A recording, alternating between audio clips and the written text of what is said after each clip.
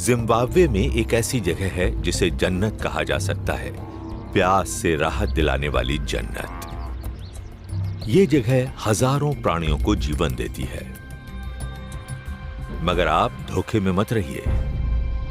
यहां हर कोने में जोखिम छिपे हैं और हर परछाई के पीछे खतरा है।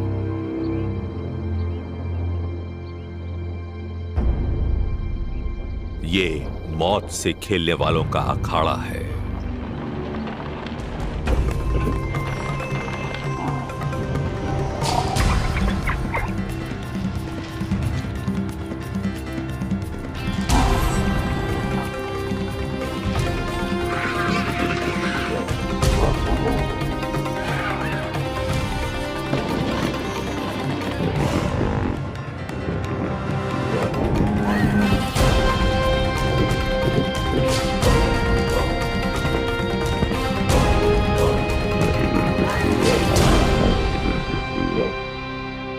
हर साल जब सारी जमीन सूख जाती है, तब पानी का ये सोता जान बचाने का एक मौका देता है। पर यहाँ प्यास बुझाने वाले को भारी कीमत चुकानी पड़ सकती है। इस सूखे के दौरान कौन जीतेगा और कौन हारेगा? मौत के उस खेल में जो यहाँ प्रेडेटर्स प्लेग्राउंड में खेला जाएगा। प्रचंड नदी जाम्बेजी जिम्बाब्वे की उत्तरी सीमा बनाती है, पर उसकी चमचमाती जलधारा यहां होने वाली घटनाओं के बारे में कुछ भी नहीं बताती है। हमारी कहानी इस शक्तिशाली नदी के 30 किलोमीटर दक्षिण में शुरू होती है। यहाँ एक खास बात है, सूखे नदी तल से फूटकर बहने वाला पानी का ये सोता, जिसकी गहराई कभी भी 5 सेंटीमीटर से ज्यादा नहीं होती। यहाँ से निकलने वाला मीठा पानी करीब 1 किलोमीटर तक बहने के बाद फिर से रेत में समा जाता है। हर साल सूखे के मौसम में जब आसपास की सारी जमीन सूख जाती है, तब ये सोता ही जीने का सहारा बन जाता है। मगर जहाँ ये बहुत से जीवों की जान बचाता है, वहीं ये कुछ की मौत का कारण भी बनता है।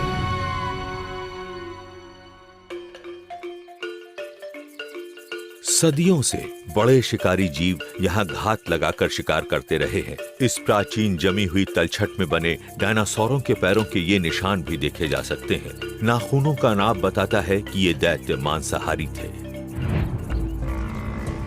ये जगह आज भी शेरों जैसे बड़े शिकारियों के खेलने की जगह है। पर ऐसा यहाँ क्या है जो इसे इतनी खतरनाक जगह बना देता है?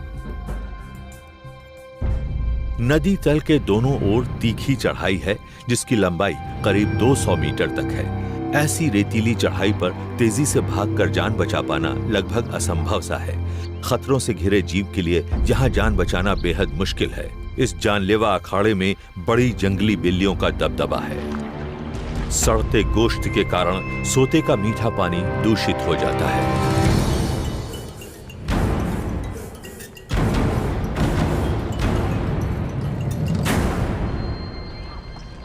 सूखे के इस मौसम में 1000 से भी ज्यादा भैंसे अपनी प्यास बुझाने के लिए हर दिन इस सोते पर आएंगे। भैंसे हर कीमत पर अपने आप को बचाएंगे। अपनी तादाद, अपने वजन, अपने जानलेवा सींगों और खुरों के कारण उनमें आत्मविश्वास है। जंगल के इन टैंकों पर हमला बोलने से पहले कोई भी शेर 2 बार सोचेगा जरूर। प्यास भले ही उन्हें यहाँ लेकर आती है, पर जान बचाए रखना उनका अंतिम उद्देश्य होता है।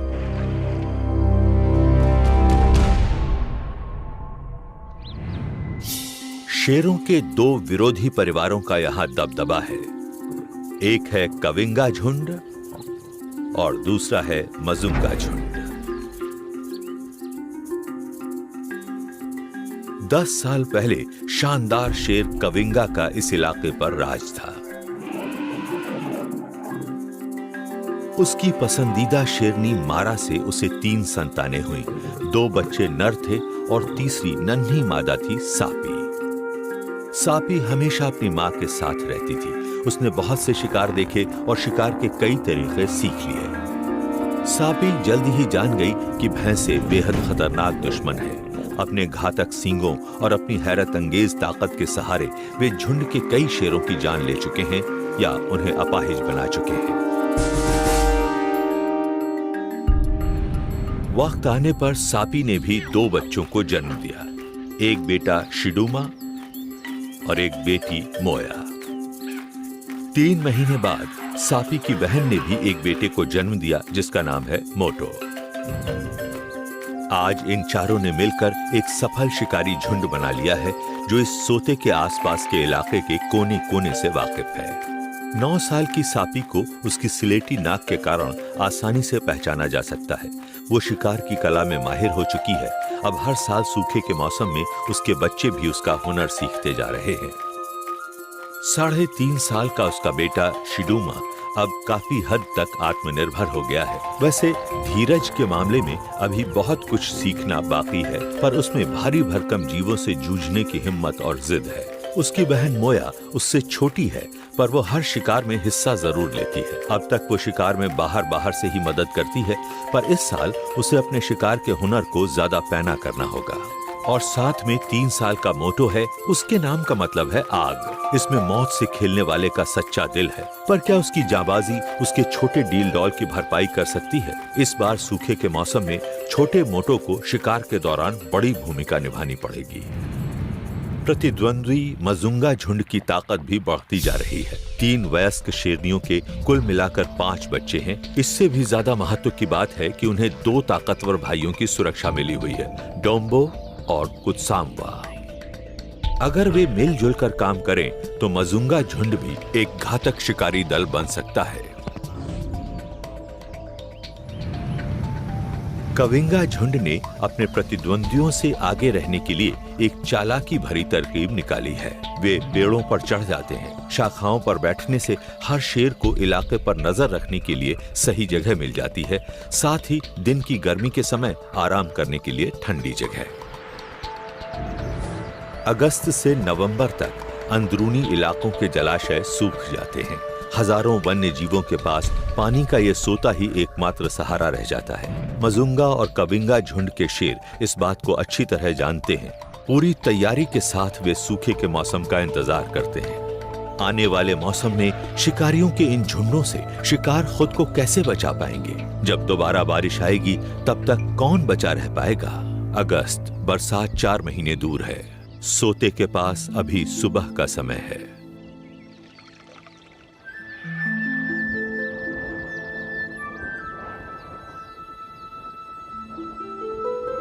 अचानक ही ऊपर नीला आकाश सुनहरा हो जाता है। धूल का बादल छा जाता है। ये इस बात का संकेत है कि सोते के पास एक शानदार घटना घटने वाली है। 400 से ज्यादा भैंसों का झुंड यहां आ रहा है।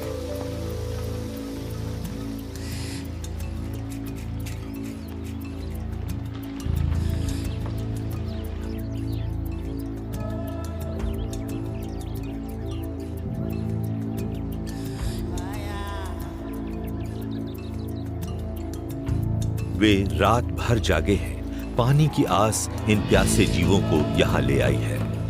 आगे चलने वाले पूरी तरह सतर्क हैं, हवा की जांच कर रहे हैं। सोते के पास की तीखी चढ़ाई की वजह से घबराहट है। कविंगा झुंड भी पूरी तरह से चौकस है। उन्होंने कई दिनों से कुछ नहीं खाया है। ये उनके लिए अच्छा मौका हो सकता है।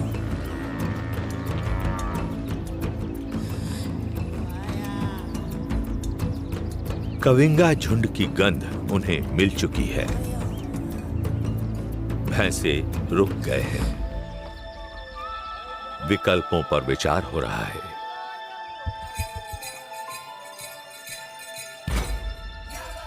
वे प्यास से बेचैन हैं। भारी भरकम जीवों के बीच धकापेल जारी है। सापी और कविंगा झुंड की मौजूदगी के बावजूद आगे वाले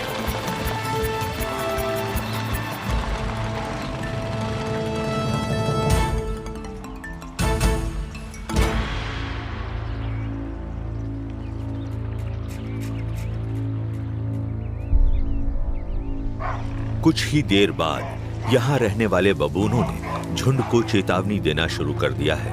इन बबूनों की यहाँ मौजूदगी और इनकी चेतावनियों से शेर तो हमेशा से ही परेशान रहते हैं। भैंसों ने लामबंदी की है। बच्चों को बीच में करके दोहरे हमले के लिए तैयार है। आज वे यहाँ ज्यादा देर नहीं रुकेंगे, जल्दी ही ऊपर लौट जाएंगे।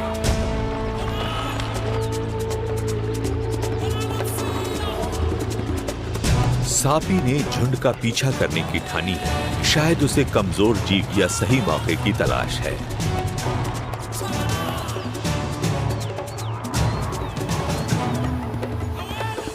अपने झुंड की मदद के बिना वो शिकार तो नहीं कर सकती है, पर उसका इरादा पक्का नजर आ रहा है।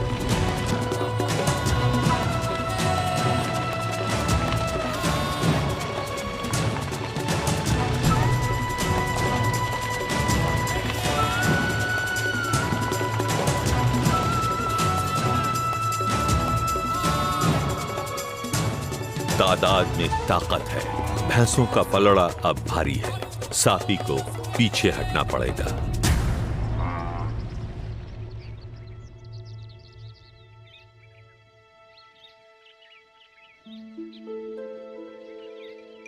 भले ही ये सारे झुंड के साथ न चल पाते हों, का बचाव है। सापी और कविंगा झुंड को एक और मौका मिला है। सबसे अच्छी रणनीति ये होगी कि इन बूढ़े लड़ाकों को सबसे तीखी चढ़ाई वाले रास्ते पर जाने को मजबूर किया जाए। यहां की ढीली रेत पर ये तेजी से भाग नहीं पाएंगे।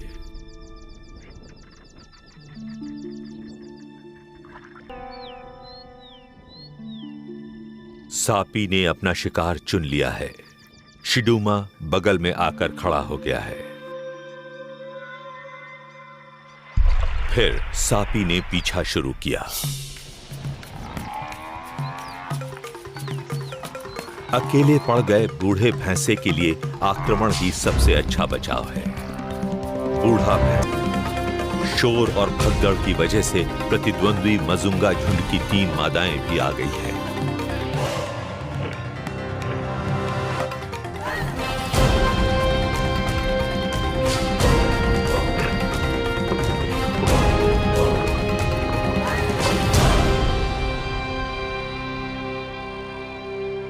उम्मीद के विपरीत बूढ़ा मजबूत टैंक बच गया है। भैंसे की दुम भले ही कट गई है, लेकिन शेरों को पीछे हटना पड़ा है। खंजर जैसे सींगों वाला ललकारता हुआ खड़ा है।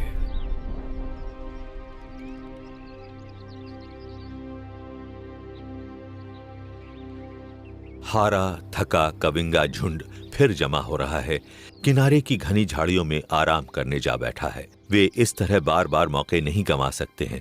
उन्हें ऐसी रणनीति बनानी होगी जो कामयाबी दिलाए।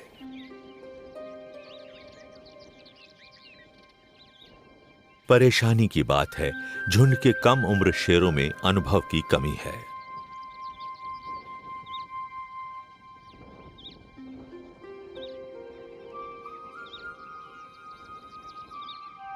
पानी पीने नीचे आते इम्पाला हिरणों के एक झुंड ने सापी और शिडूमा का ध्यान आकर्षित किया है।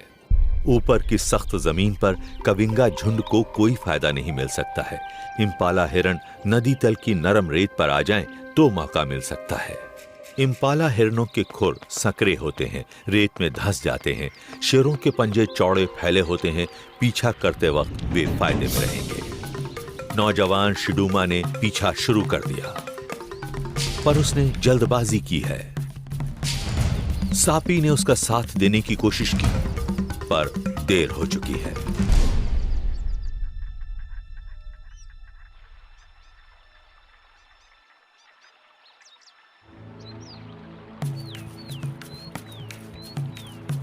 साथ एक और इम्पाला हिरणों का झुंड नजर आया है।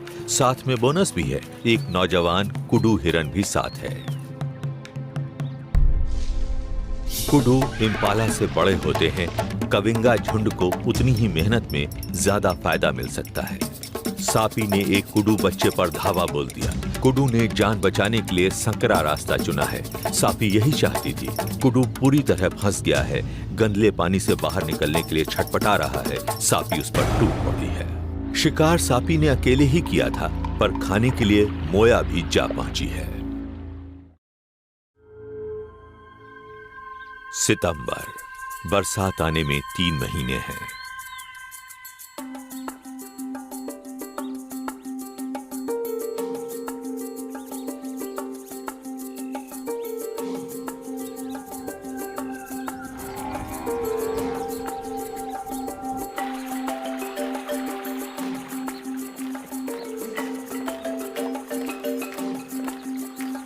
मजुंगा झुंड दमदार होता जा रहा है। बच्चों ने शिकार के तरीके सीखना शुरू कर दिया है।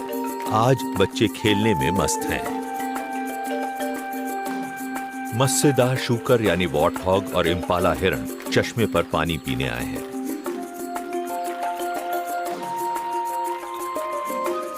शूकरों को कीचड़ में खेलना अच्छा लगता है। मजुंगा झुंड ने इस बात का फायदा उठा मोर्चा संभाल लिया है।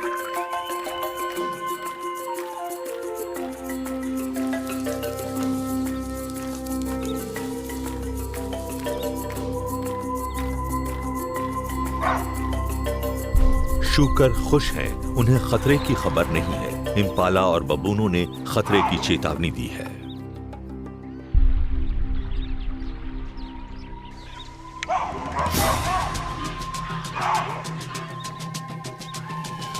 शिकार की तैयारी अच्छी दिख रही है।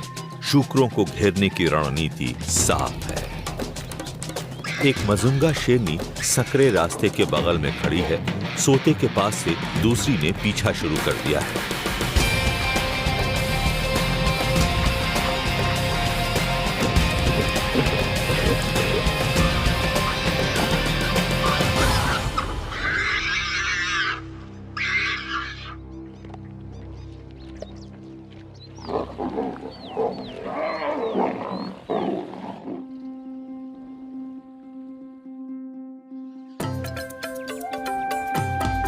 पौ फटने को है। कविंगा झुंड पूरी तरह चौकन्ना है। एक भारी भरकम भैंसा सुबह सुबह पानी पीने आया है। पिछली बार बड़ी बिल्लियों ने मात खाई थी। भैंसों की जबरदस्त ताकत का अंदाजा लग चुका है। शायद आज कोई मौका मिल जाए, कोई कमजोरी नजर आ जाए।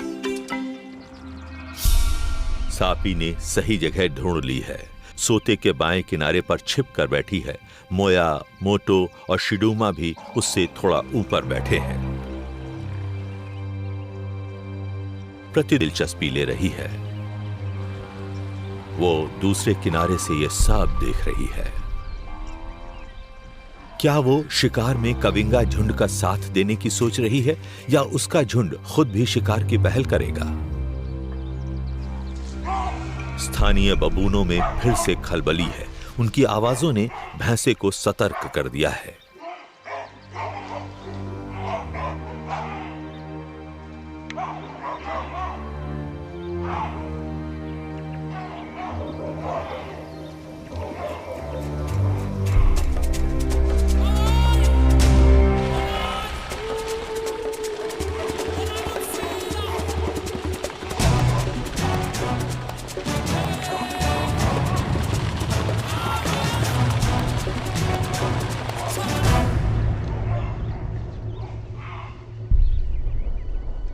कुछ भैंसे पीछे छूटकर झुंड से अलग हो गए हैं। इनमें से एक घायल लग रहा है। शायद किसी आपसी लड़ाई में चोट आई है।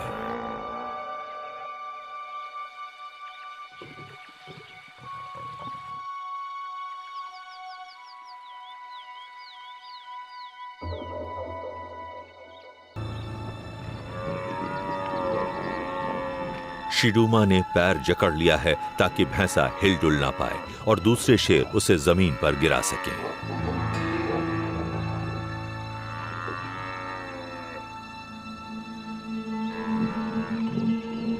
लगता है सापी और उसके झुंड के शेरों ने मजुंगा झुंड की मादा के साथ आने का बुरा नहीं माना है। शायद उन्हें लग रहा है कि उसकी मदद से उन्हें फायदा ही होगा।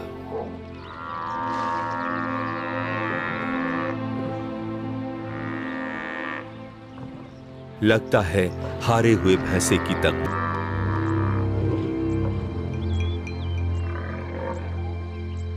सापी अब मौके का फायदा उठाती है। उसने शिडूमा की पकड़ को मजबूत बनाया है और अब मौत का खेल सही समय पर किए जाने वाले वार से ही पूरा होगा। सापी जानलेवा वार के लिए सही क्षण की तलाश में है। दम घोंटने वाली पकड़ है।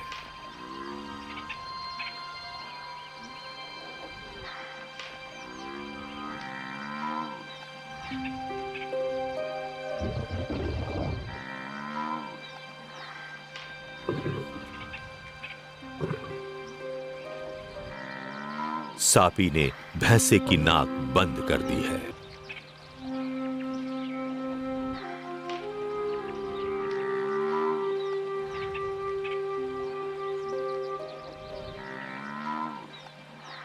सांस न ले पाने से धीरे धीरे भैंसा हार मान लेता है। जमीन पर गिर जाने के बाद बस थोड़ी ही देर जिंदा बच पाएगा।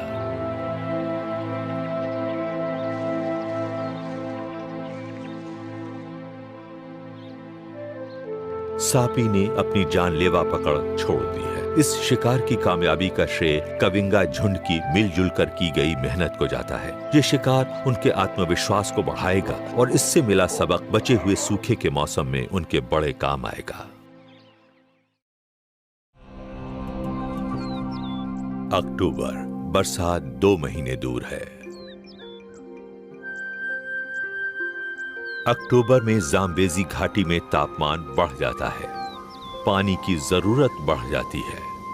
भैंसों के एक झुंड के पानी पीने भर से ही सोते का पानी खत्म हो जाता है। हैरानी की बात यह है कि कुछ ही घंटों बाद सोते में पानी फिर से बहने लगता है। लड़ाई में शेरों के दोनों झुंडों का पलड़ा अब भारी पड़ने लगा है। कामयाब शिकारों के सबूत सोते के चारों ओर नजर आते हैं। इन दिनों हाथी के बच्चे सबसे आसानी से शिकार बन जाते हैं। हालात ऐसे हैं कि ताकतवर भैंसों में भी कमजोरी नजर आने लगी है।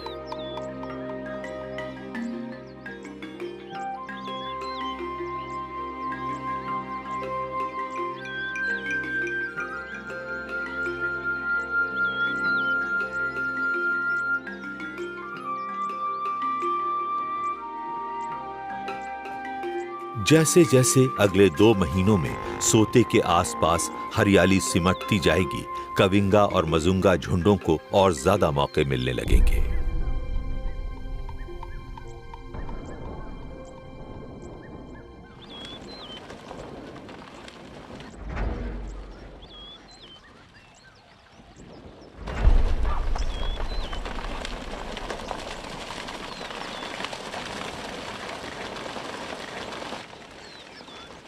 सूखे का मौसम चलता जा रहा है। भोजन और पानी और भी ज्यादा दुर्लभ होते जा रहे हैं। भैंसों के झुंड में भी पारा चढ़ता जा रहा है। आपसी झगड़े आम होने लगे हैं। कविंगा झुंड के शेरों को ये झड़पें इस बात की याद दिलाती रहती हैं कि ये भैंसे कितने ताकतवर और खतरनाक हो सकते हैं। उड़ती धूल और आवाजों ने सापी और उसके झुंड को सतर्क कर दिया है। वे पेड़ों से उतर आए हैं और छिपकर शिकार का पीछा शुरू कर दिया है। शुरू में तो भैंसों को पता ही नहीं चला, पर जल्दी ही वे सापी और उसके झुंड से होने वाले खतरे को पहचान गए। भैंसों ने वापस जाने का फैसला किया है।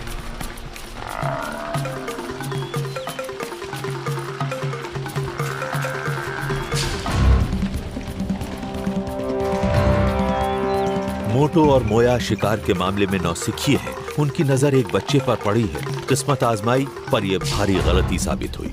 बाजी तेजी से पलट गई है। भैंसे आक्रामक हो गए हैं। मोटो और मोया को अब बचकर भागना पड़ेगा।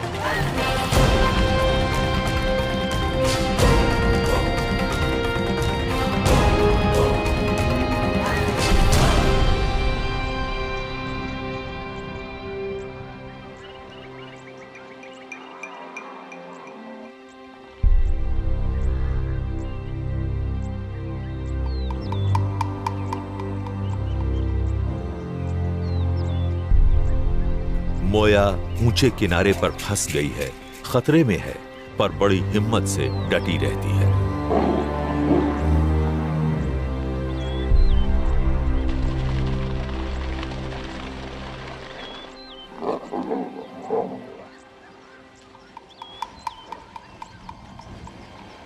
सकरे रास्ते की खड़ी चढ़ाई पर एक भैंसा गिरकर घायल हो गया है।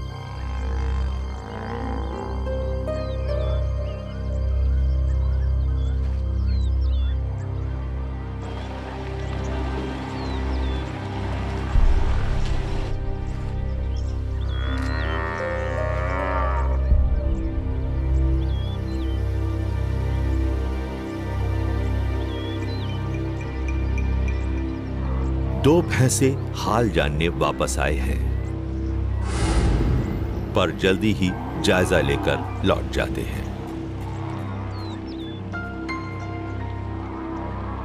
भले ही कविंगा झुंड अपनी शिकार की कोशिश में नाकामयाब रहा है, पर सोते के आसपास का जंगल अपने ही नियमों से चलता है। कविंगा शेरों को आज आसान भोजन मिल गया है।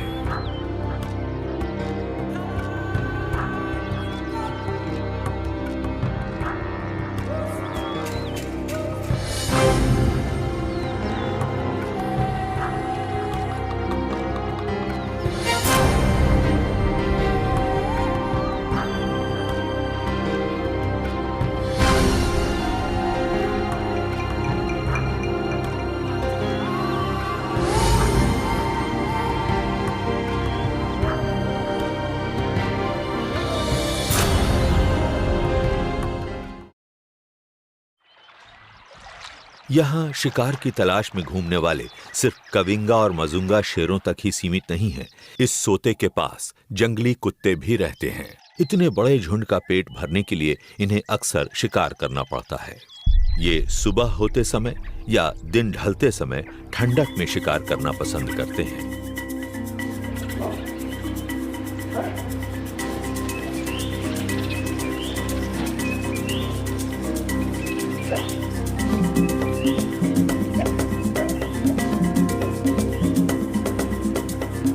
इनके शिकार का तरीका बेहद जाना माना है, पर आज ये झुंड मिलजुल कर काम नहीं कर रहा है। सिर्फ एक कुत्ता कुडू हिरण का पीछा कर रहा है। हिरण बचकर निकल जाता है।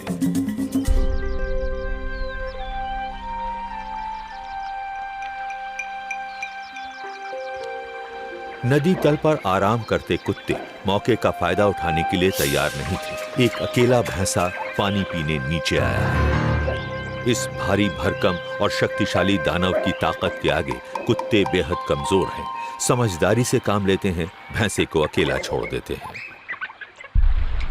उन्हें अगले मौके के लिए ज्यादा इंतजार नहीं करना पड़ता है। इम्पाला हिरणों का एक झुंड पानी पीने आ रहा है।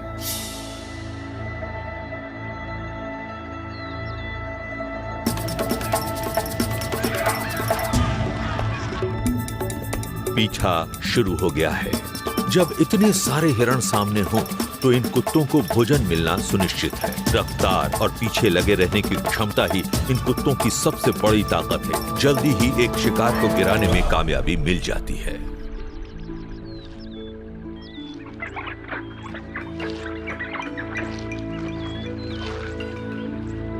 जल्दी ही शिकार को चट कर लिया गया है। अब सिर्फ हड्डियां ही बची है। बाद में खाए गए शिकार को उगलकर बच्चों को खिलाया जाता है।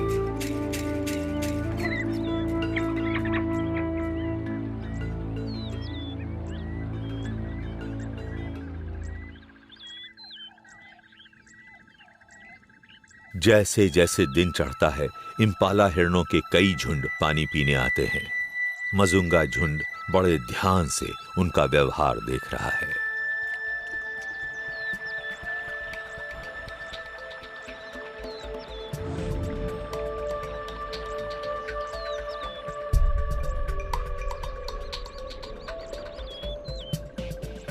इम्पाला हिरणों के मिलन का समय है।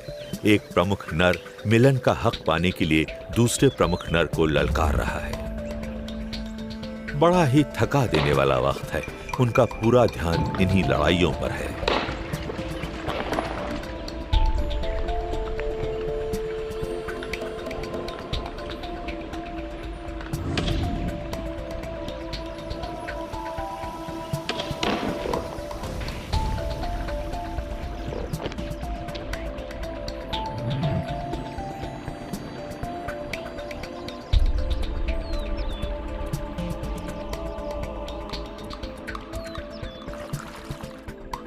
मजुंगा झुंड के लिए हमला बोलने का यह सही मौका है।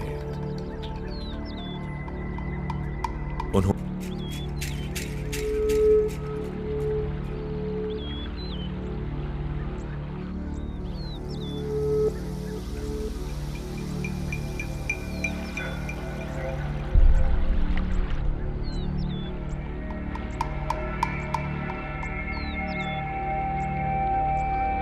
बच्चे भी शिकार में शामिल हैं, पर उन्हें हमले के सही समय की समझ नहीं है। हमेशा की तरह पहली चेतावनी बबूनों ने ही दी है। सोते के इर्द गिर्द सभी जीवों में भगदड़ मच गई है।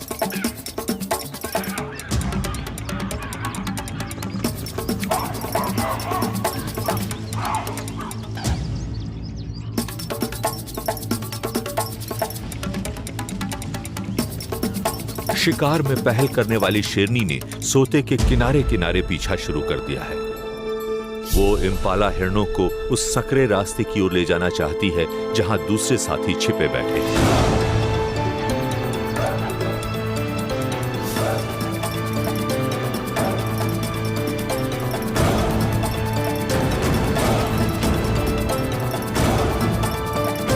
ये रणनीति एकदम सही साबित हुई है।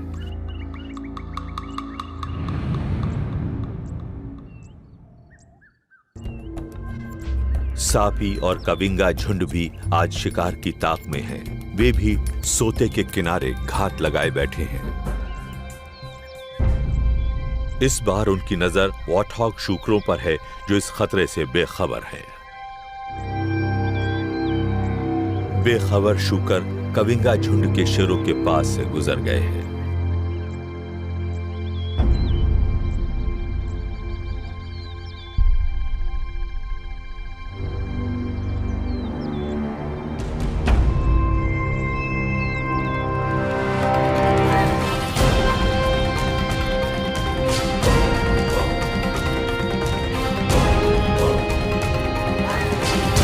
फिर भी बिजली की सी तेजी से हालात बदले, शूकर हाथ नहीं आए। सापी उन्हें ढलवां किनारे की ओर ले जाने में कामयाब नहीं हो पाई जहां उसे फायदा हो सकता था।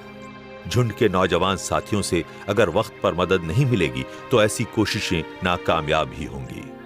अगर सफलता पाना है तो सोते के आसपास की भौगोलिक परिस्थितियों को ध्यान में रखते हुए चारों शेरों को एक साथ काम करना होगा।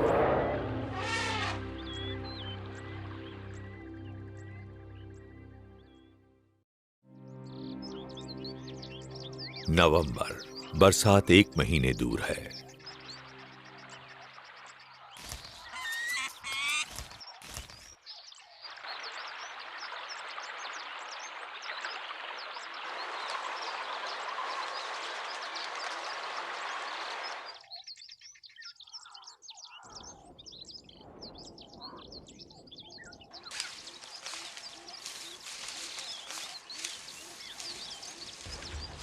नवंबर की शुरुआत है। लाल चोंच वाले ऑक्सपेकर पक्षियों की आवाज ने भैंसों के एक और झुंड के आने की सूचना दे दी है। गलों में महीनों से जमी धूल से भैंसें परेशान हैं। कविंगा झुंड के शेरों की जानी पहचानी गंध की भी उन्हें परवाह नहीं है।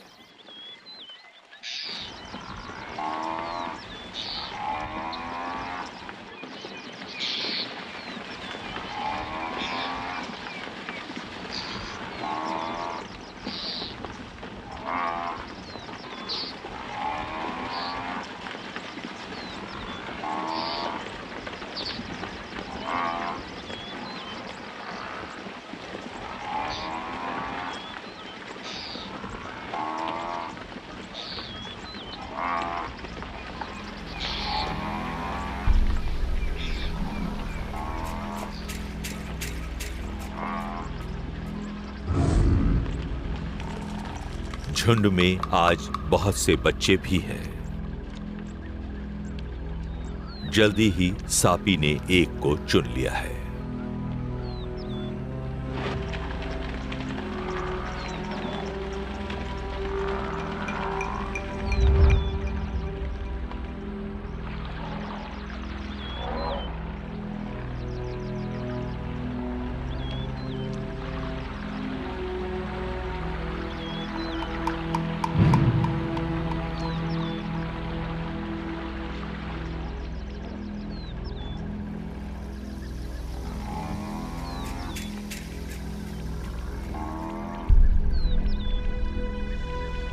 बबूनों ने शोर मचाना शुरू कर दिया है।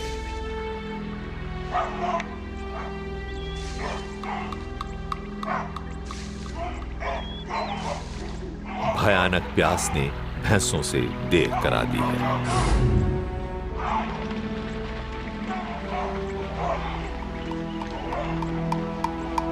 सोते से हटने में बहुत ज्यादा देर हो गई है।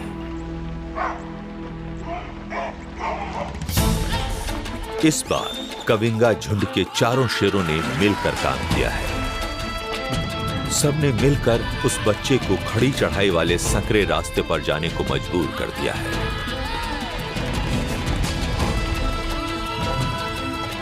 सापी ने बच्चे को दबोच लिया है। एक भैंस जो शायद बच्चे की मां है, बड़ी दिलेरी से अपने सींगों से सापी और मोया की तरफ वार करती है, पर इससे सिर्फ बच्चे को ही चोट लगती है। एक ताकतवर भैंसा कविंगा शेरों पर झपटता है, मगर शेर चालाकी से बच्चे को बीच में ले आते हैं। बेचारा बच्चा भैंसे के इस जोरदार वार का शिकार बन जाता है।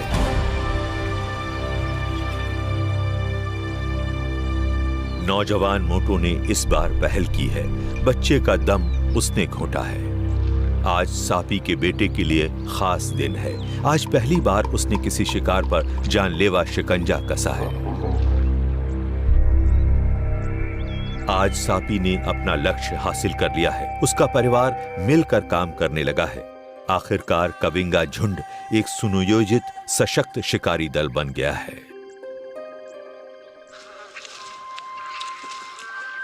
सूखे मौसम के इन आखिरी दिनों में जाम्बेजी घाटी का तापमान बेहद बढ़ जाता है। गर्मी और खुश्की से जीना दूभर हो जाता है। शिकारियों का काम इन दिनों बहुत आसान हो जाता है। शिकार को भोजन की तलाश में दूर दूर तक भटकना पड़ता है। बुरी तरह थके हारे सोते पर पहुंचते हैं।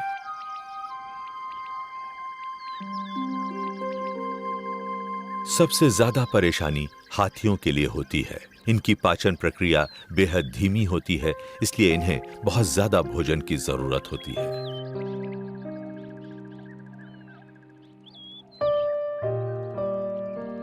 एक थकी हारी हथनी का अपने बच्चे को इस तरह भाग्य के भरोसे अकेला छोड़ देना यहां आम बात है। अकेला और थका मांदा बच्चा जमीन पर गिर पड़ा है।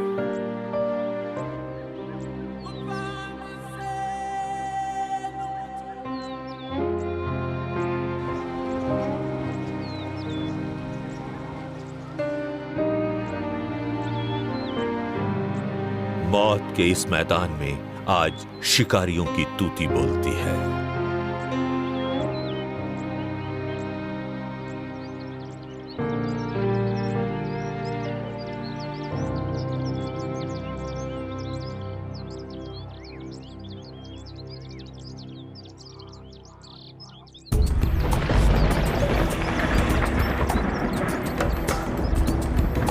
जब लगा कि सारी ताकत खत्म हो गई है, तभी बादलों का जमा होना शुरू हो गया।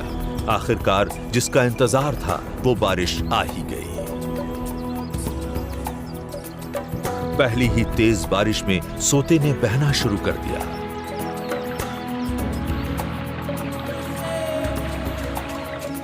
धीरे धीरे घाटी में हरियाली और वन्य जीवों का लौटना शुरू हो गया है। इस सूखे के मौसम में इस सोते ने अपनी जिम्मेदारी अच्छी तरह निभाई है। कविंगा और मजुंगा झुंडों के शेरों को अब पेट भरने के लिए दूर तक जाना पड़ता है। वे भैंसों के झुंड का पीछा करते हुए जाम्बेजी घाटी की घनी हरियाली में पहुंच जाते हैं। स्थानीय बबून ही यहां बचे रह गए हैं। सूखे के मौसम के दोबारा आने का जानवरों के बड़े झुंडों और उनके शिकारियों के लौटने का इंतजार शुरू हो गया है।